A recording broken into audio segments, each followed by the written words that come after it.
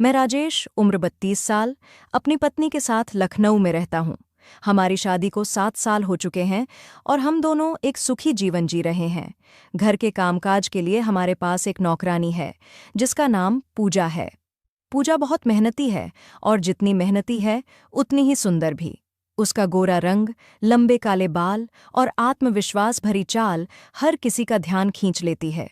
कई बार जब वह झुककर पोछा लगाती है या बर्तन धोती है तो उसकी सादी थोड़ी ऊपर हो जाती है और उसकी सुडौल टांगें नजर आती हैं। उस वक्त मैं खुद को संयमित रखता हूँ, क्योंकि मैं नहीं चाहता कि वह असहज महसूस करे।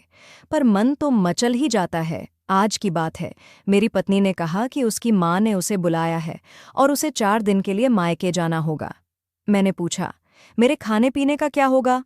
वो बोली, पूजा है ना, वो सब संभाल लेगी। मैंने कहा, उससे पूछ तो लो, कहीं कोई परेशानी ना हो।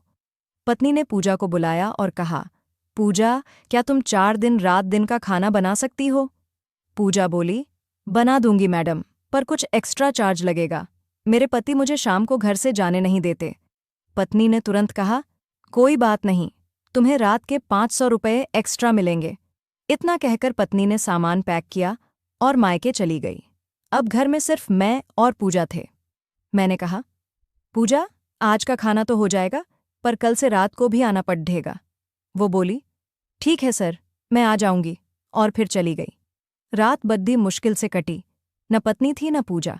तन्हाई में नींद भी देर से आई। सुबह उठते ही पूजा काम पर आ गई। मैंने कहा, चाय नाश्ता बना लो, मैं तब तक नहा लेता हूँ। वो मुस्कुराकर बोली, ठीक है सर, आप तैयार हो जाइए, मैं नाश्ता बना देती हूँ। मैं टॉवल लेकर बाथरूम चला गया।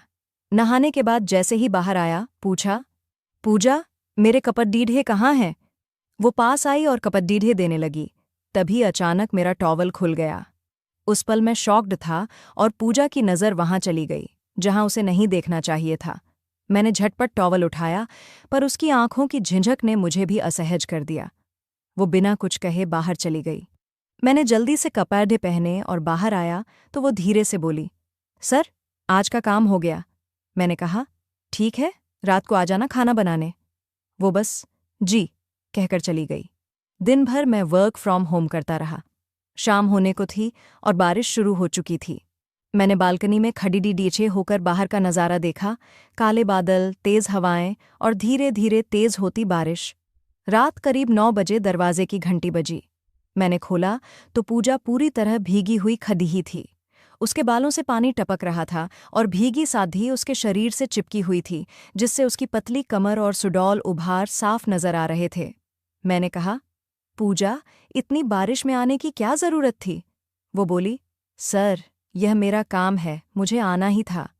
मैंने कहा, जाओ, कपड़े बदल लो। वो बोली, सर, मेरे पास और कपड़े नहीं हैं। मैंने कहा, मेरी बीवी की अलमारी से कुछ पहन लो। वो हिचकिचाई, सर, मैडम के कपड़े कैसे पहन सकती हूँ? मैंने थोड़ी सख्ती से कहा, मैं कह रहा हूं ना, जाओ, वरना सर्दी लग जाएगी। वो चुपचाप कमरे में चली गई। थोड़ी देर बाद जब वो बाहर आई तो मेरे होश उड़ गए।